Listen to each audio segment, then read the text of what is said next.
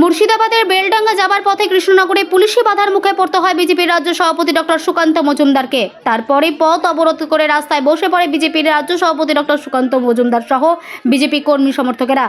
প্রায় 1 ঘন্টার মতো চলে পথ অবরোধ। তারপরে নদিয়ার কোতোয়ালি থানার পুলিশ সুকান্ত মজুমদার সহ বিজেপির কর্মীদের গ্রেপ্তার করে ভ্যানে তোলে কোতোয়ালি থানায় নিয়ে আসে। দেখুন সেই চিত্র।